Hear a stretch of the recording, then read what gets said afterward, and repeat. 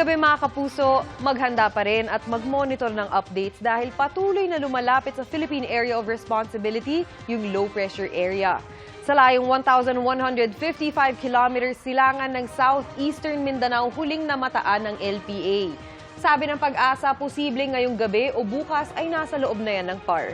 Pero kung sakaling magkaroon ng pagbabago ay maaring tumagal pa yan hanggang sa mga susunod na araw. Kaya patuloy ho nating imomonitor ito.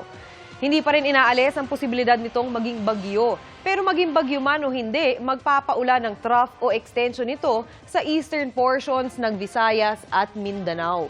Posibleng magpatuloy yan hanggang weekend mga kapuso. Sa ngayon, nagpapaulan pa rin sa ilang bahagi ng bansa ay ang shearline, amihan at localized thunderstorms.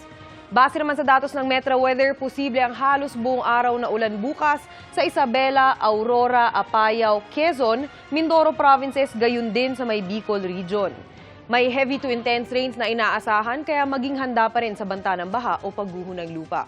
Gaya ng naranasan pa rin sa ilang bahagi ng Nauhan Oriental, Mindoro. Hindi pa rin humuhupa ang hanggang tuhod na baha sa ilang lugar.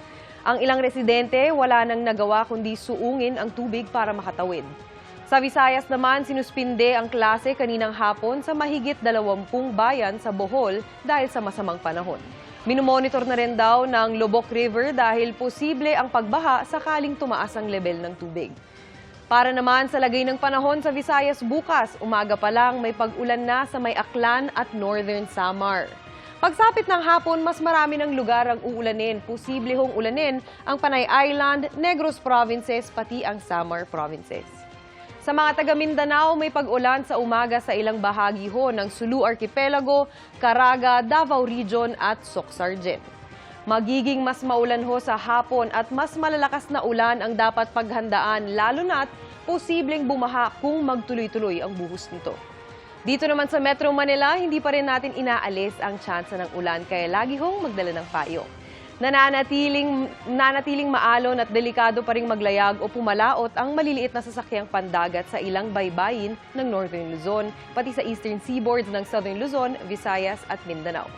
Yan lang ho muna ang latest sa lagay ng panahon. Ako po si Maureen Shrivers para sa GMA Integrated News Weather Center. Kami ang inyong maasahan, anuman ang panahon. Mga kapuso, maging updated sa ulat panahon 24 oras. Mag-subscribe sa GMA Integrated News sa YouTube. Para sa mga kapuso naman natin abroad, bisitahin ang GMA Pinoy TV at www.gmanews.tv.